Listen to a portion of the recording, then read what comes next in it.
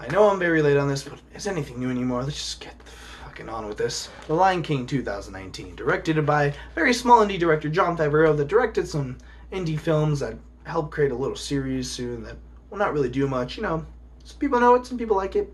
Oh, biggie. Oh, biggie.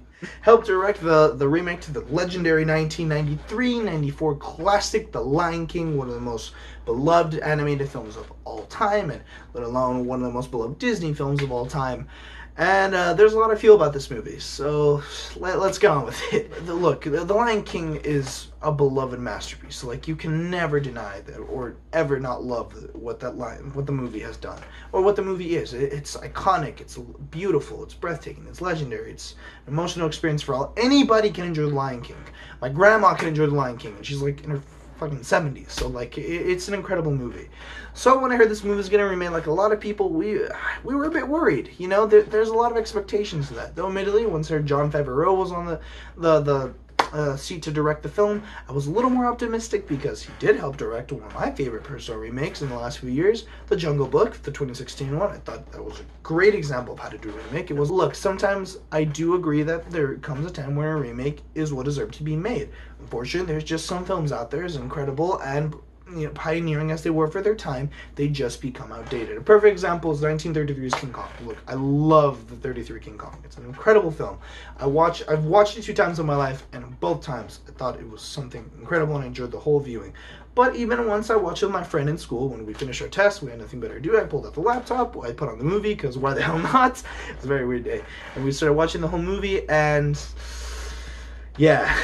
It has its moments. It really does have its moments. Now that it's viewed as clearly outdated, it doesn't work anymore nowadays. One perfect example that we always laughed at without fail is that very, I guess iconic, but now very corny sequences where King Kong, there's a close-up of King Kong's face where he's eating somebody or killing somebody, and they use this huge puppet head and has this weird emotionless, creepy looking big mouth and just go nah, just telling you like this nah.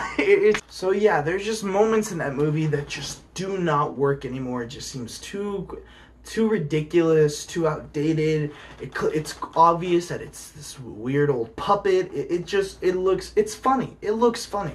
And when it's supposed to scare you and supposed to show how scary and strong King Kong is, it just does not work.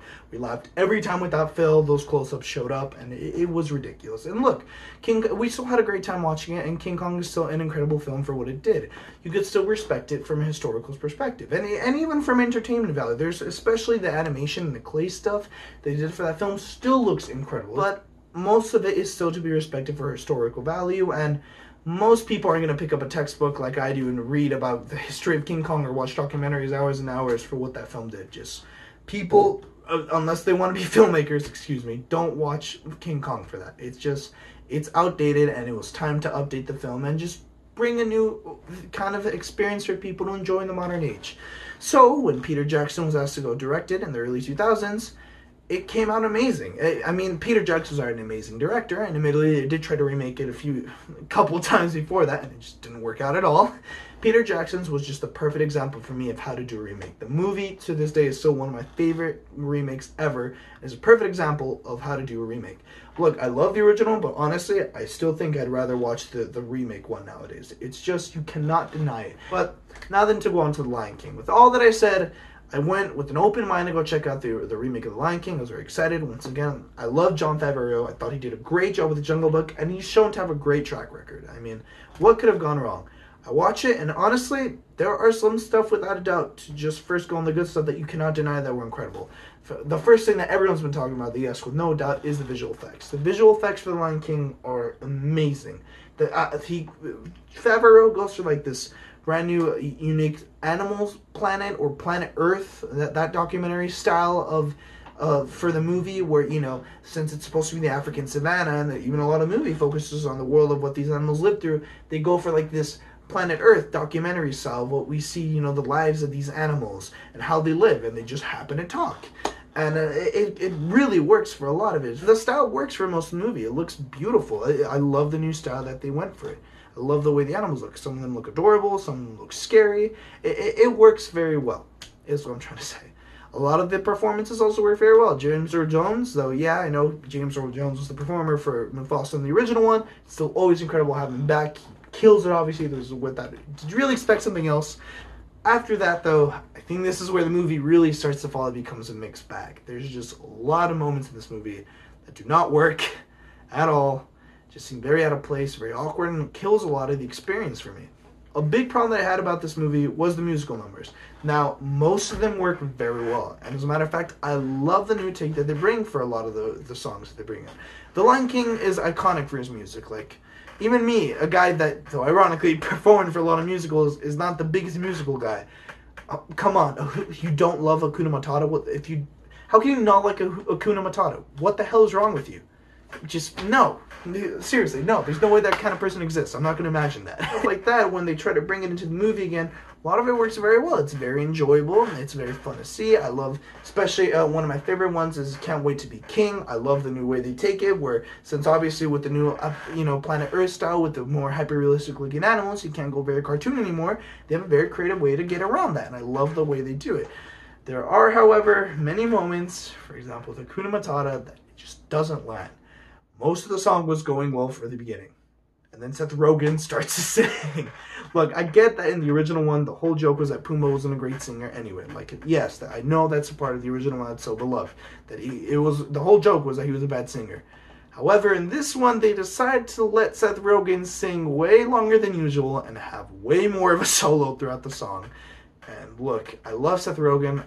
He's one of my favorite directors and actors out there nowadays, but the guy cannot sing at all. And look, I don't want to sound like a jerk, but Jesus Christ, there's generally when like those parts came in, it really killed a lot of the song for me. Like, I'm never getting that out of my head hearing Seth Rogen sing. There's a lot of moments like that throughout the movie where a lot of the songs when they come in, it just either seems a lot of it's very out of place, or even new stuff that they bring in to spice things up a bit and bring a new take for the movie, just for me don't work. It just, for example, one of my favorite moments in the original Lion King is that iconic scene where Simba's running back and going back home to his kingdom, and then with that incredible Hans Zimmer score and that awesome scene of him running through the savannah desert and a close-up of his feet, and if I remember, of his face, and him running back, it's incredible. They practically completely removed that entire scene and added this new weird pop song where someone's singing over of him running back home, and there's admittedly cool long shots, but with this new song that just doesn't fit along, just does not match the brilliance of Hans Zimmer's score that kills a lot of that experience of what made the original one so well. Point of a remake, to bring a new perspective or a new style to a classic. And a lot of it, like I said, most of the time does work. There's a lot of stuff that I do appreciate that works very well. There's a lot of scenes that I haven't mentioned that are really awesome to watch that they bring in. But a lot of it still feels very awkward, out of place, corny, a lot of it, or cringy, I guess is another word. Bugs down a lot of experience that I thought for this movie. And once again, if the movie isn't as close to as good as the original, why remake it? And that's a lot that I felt like through a lot of this movie. I was considering giving a 6.5. I couldn't make my decision. I'm going to give The Lion King 2019 a 7 out of 10, a solid 7. It has a lot of problems, but it's still mostly enjoyable throughout the way, and there's a lot of stuff to love about this movie.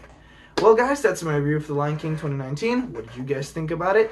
I'm really honestly curious to know. I know I'm a little late, but I'm not as late this time. I think it's only like 3 weeks, right? It's not that bad. I think, hopefully, don't kill me. I really hope, though, you guys enjoy this video once again. Unfortunately, there are a few weeks left of the summer, but I'm making sure I upload as much as possible. I'm back on the grind. I get as much as I can get out before summer or school comes back. I hope you all have a lovely night. New videos coming out soon. You all have a lovely night. See you guys.